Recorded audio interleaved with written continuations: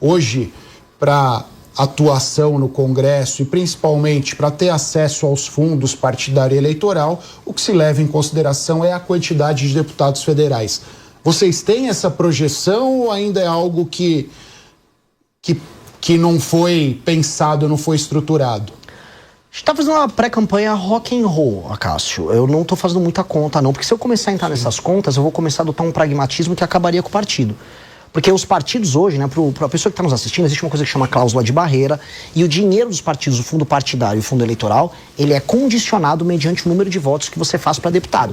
Por isso que tá o Valdemar, mesmo Zé Dirceu lá no PT, todo mundo tá fazendo conta para eleger deputado. Nós não estamos nisso. Porque eu penso o seguinte, cara, eu não vou vender a mãe para passar da cláusula de barreira. Eu estou construindo um partido, eu não estou construindo uma legenda. Então nós estamos montando o partido e fazendo as filiações mediante uma lógica de vínculos ideológicos, confiança, treinamento e um histórico ilibado. Por que eu digo isso? Porque eu recebi propostas de lideranças políticas já existentes falando assim, me dê o diretório do seu partido aqui no meu estado. Recebi proposta em Mato Grosso, recebi proposta em Minas, recebi proposta na Bahia. Eu faço um federal aqui pra você, faço 2 estaduais, mas eu fico diretório. Eu falei, não vai rolar. Não vai, porque eu acabo com o partido fazendo isso. Vira mais um partido. E aí o que o partido tem que se fiar? Na construção de um projeto nacional. E por isso que eu sou candidato a presidente, quer dizer, pré-candidato, de acordo com a legislação eleitoral, a TSE não mande uma punição aí pra mim, tem que ser cuidadoso, mas eu sou pré-candidato apresentando uma proposta clara e tô concorrendo pra ganhar. Comecei nisso, já ultrapassei esses governadores que estão aí admirando, amando muito Bolsonaro. Ultrapassei eles e pretendo ultrapassar o Flávio ou o Lula aí no caminho. Vamos ver o que aparece pela frente. Túlio, por favor. Olha, Renan, já que você falou que você não quer entrar nesse jogo, a gente precisa falar sobre um tema muito difícil e polêmico, que é governabilidade. Eu tenho visto você bradar dizendo que vai fazer uma reforma administrativa ampla, uma reforma política, quer mexer nas estruturas do Supremo Tribunal Federal.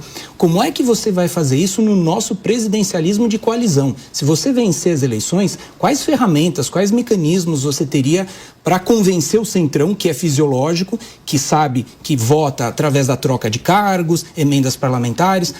Quais são as ferramentas? Eu diria até as ferramentas mágicas que você vai usar para tentar desfazer esse cenário desse presidencialismo de coalizão que nós vivemos hoje. Eu fico muito feliz em receber essa pergunta, e eu digo por quê. Porque raramente eu vejo essas perguntas, não aqui no Direto ao Ponto, vocês costumam fazer perguntas sérias, mas na imprensa em geral, aos outros pré-candidatos à presidência, porque como eles não têm muito a apresentar, ninguém pergunta como você vai fazer, que ninguém nem sabe o que eles vão fazer. E comigo, como eu trago propostas ambiciosas, vem essa pergunta do como. Como, Renan, você vai fazer? Imagina a seguinte coisa, um cara como eu, que está com um partido que no período da eleição não vai ter nem completado um ano, venci a eleição. Se eu conseguir vencer essa eleição, eu vou ter cativado a população brasileira numa agenda muito clara, reformista e com propostas claras. Não é sobre a minha personalidade, até porque não é a personalidade mais incrível do mundo, né? Mas é sobre os projetos que eu coloquei à frente. Né? O projeto de desfavelização, o projeto de enfrentamento ao crime organizado, direito penal do inimigo, uma reforma fiscal, uma agenda de competitividade e essa reforma administrativa que muda o sistema de incentivos para o Estado brasileiro, especialmente na forma de você compor os municípios e como os prefeitos vão atuar, aí sim, para que você tenha o fundo partidário eleitoral ou o prefeito não cumprindo a meta se tornando inelegível. Tal da lei de responsabilidade gerencial. Esse homem é bom demais, sabe exatamente. Eu estudei os tais livros amarelos, por isso que eu te pergunto, porque são ideias, eu diria até de certa forma radicais, são até boas ideias, mas eu vejo uma dificuldade de concretizá-la, é por então, isso que eu refaço a pergunta. Não, a primeira resposta para isso é, vencendo a eleição com uma agenda reformista, todo mundo, inclusive os caras do Centrão, saberão qual a agenda do presidente da República. Eu não vou tergiversar, eu não vou ser eleito com o rabo preso, eu não tenho rabo preso com nada. Basicamente não tenho nenhum escândalo de corrupção, não tenho filho corrupto. E minha agenda vai estar posta clara e simples para resolver um nó político no Brasil. Um nó que envolve o STF e um nó que envolve o Congresso Nacional.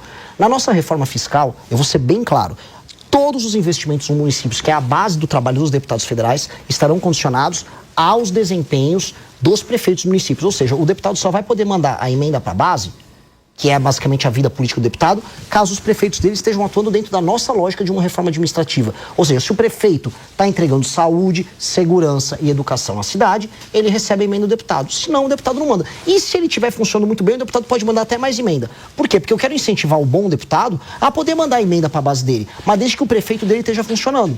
No jeito que está hoje, isso não funciona. Então não é alterar a lógica de modo a negar a política, porque eu não estou aqui para negar a política. Isso na caneta ou uma discussão com o Congresso? Porque primeiro o Congresso discussão precisa com o Congresso. concordar com o senhor. Discussão mas com o hoje Congresso. o Congresso é um buraco sem fundo. Todo o dinheiro que joga lá não é suficiente. Sim, mas vai ter que discutir isso com o Congresso e também punir o Congresso via STF de maneira absolutamente republicana se eles estiverem usando emenda só para roubar. Hoje o ministro Flávio Dino, alguém que eu tenho as mais profundas discordâncias do ponto de vista ideológico, está indo para cima do Congresso Nacional por conta de desvio de dinheiro de emenda. Pois bem, a Polícia Federal, assim como tem que ir para cima do escândalo do Master e do escândalo do INSS, também tem que ir para cima dos políticos que estão desviando emenda. O escândalo do orçamento secreto, no fundo, é um escândalo que envolve bilhões todos os anos no orçamento nacional. As emendas hoje estão ultrapassando a casa dos 50, 60 bilhões todos os anos e boa parte delas, sejamos sinceros, é usada para desvio de dinheiro, para fazer caixa 2, para a campanha deles. Então, assim, nós queremos fazer as coisas na boa intenção, com um projeto, no amor, mas se precisar também ter fiscalização muito dura e tem que ter, eles vão sentir o peso da lei. Do jeito que está hoje, um deputado federal não se responsabiliza pelos seus atos, desvia emenda como quer e coloca uma faca no pescoço da presidência da República. Isso tem que ser reorganizado. E essa será uma presidência da República que vai reorganizar esse jogo.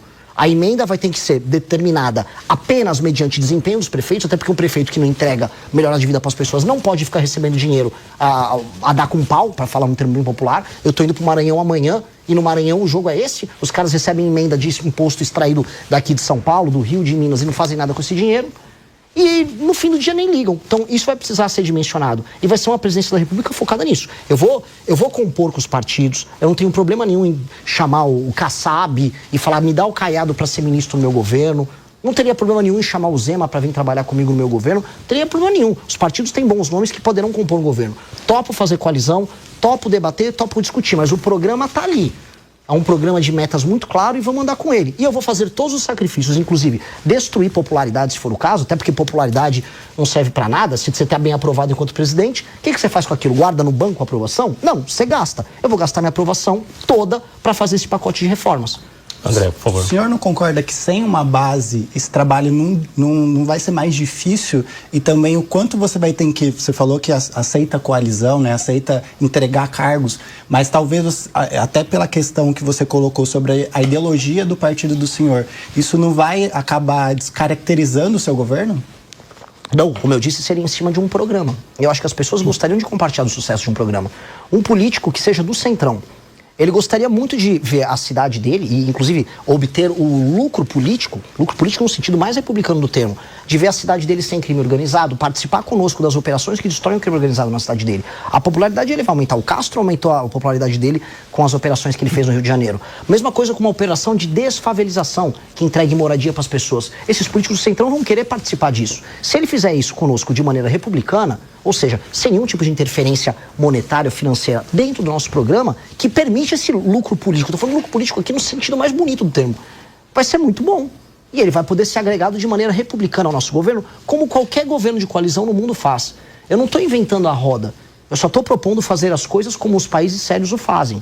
Né? Naturalmente a gente fala, o Brasil não é um país sério porque nós temos políticos muito corruptos. E aí vem as alterações na legislação brasileira no sentido de lei e ordem muito clara, de volta da prisão em segunda instância, de separar o STF apenas como tribunal constitucional e não como um tribunal que vira uma última instância para político, para eles entenderem também que se eles andarem fora da linha, a casa cai. Vai ser isso, convidar para fazer a coisa certa ao lado e ter o lucro político ao lado, mas se comportar errado, a casa vai ter que cair.